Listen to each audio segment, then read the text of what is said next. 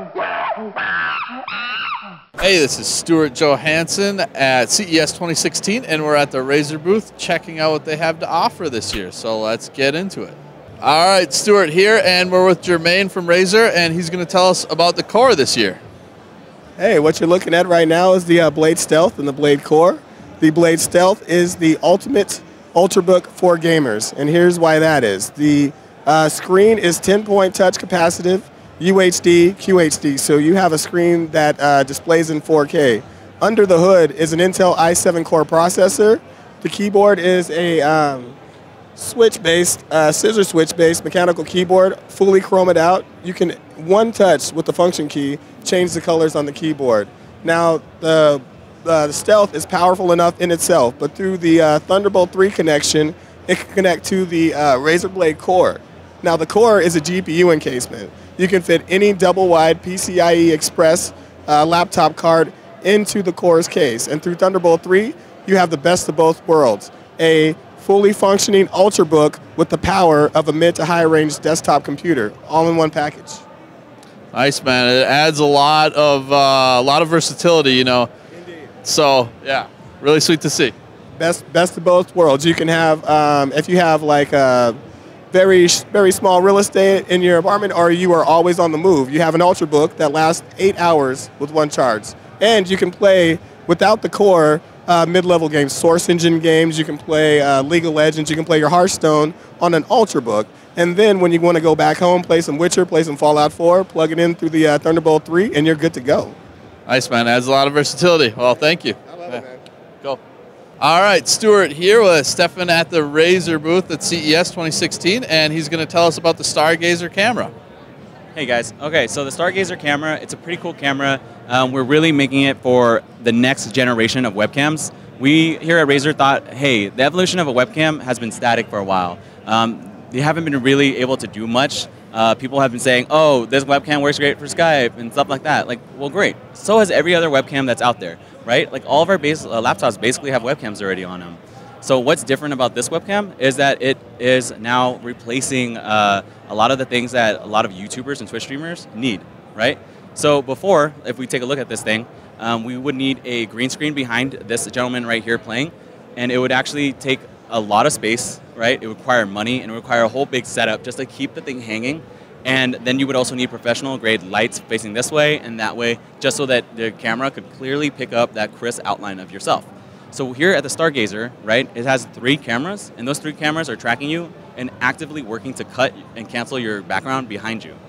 So doesn't that sound great?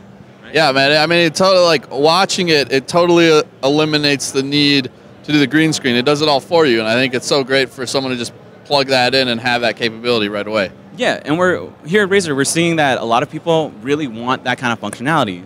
People are, even people from professionals to people just starting out. I have a lot of friends that are just starting out to stream themselves playing like CSGO and things like that, and they hate that when they stream on Twitch or anything like that, it leaves that square base where it sees their background. Sometimes their mom's back there picking it up and cleaning, and that's a little awkward, right? So with this, it just cancels the background, and that's pretty cool. Obviously, here what we're seeing is a pre-build, and we're hoping to release it later on, sometimes Q2, where we really want this camera to be a lot more fleshed out, right? Other things that's cool about it is facial recognition, also item recognition, and hand gestures. So what I mean by facial is we want it to pick up on what your face is happening, so whether or not you're getting scared or you're really enjoying yourself, we want it to recognize that. The other thing is gestures. So 3 commands that have been really cool for me personally because it applies to me. Like say you want to play a game of League of Legends. You can configure it in through Razer Synapse, right? Wave your hand in front of the camera, and the camera will know to open League of Legends, right? That's pretty cool to me. I mean, a little unnecessary, but that's just still pretty cool, especially if you're like a lazy gamer or you just want it to be cool. Another thing is, say you're in Champ Select, right? And I'm saying I'm trying to play a ranked game. Someone chooses a champion, and I want to know what's their counter to that and what's the build to play correctly. You can program it, or not program it, but set it so that if you put your index finger in front of the camera, it'll open up Google Chrome or some kind of browser for yourself, and that you can search and go to your favorite website and search that up. That's really cool for me, and just the speed and access of doing that is pretty cool, right? Giving gamers the option of having that, right? That's what we're all about here at Razer, as you've seen from our Razer Core and a lot of our other products. The other thing about it is item mapping. We really want to take 3D items that we have in the real world, such as like a phone or a water bottle, scan it, and be able to actually put it into a video game. Right? So we're working a lot with companies and trying to get other developers to join us to actually bring this kind of technology into their games.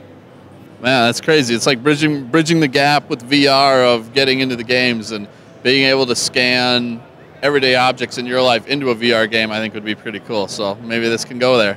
Yeah, exactly. And because we're using Intel's RealSense technology, it's allowing us to do that, and it's really cool. I remember seeing them do that where they were scanning someone's face and putting it on a Fallout 4 character. So you can actually be that character, right? And just watching yourself.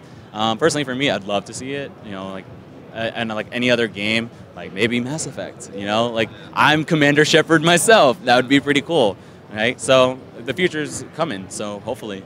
Definitely cool, man. Well, thanks for the interview. No problem. Excellent. Thanks.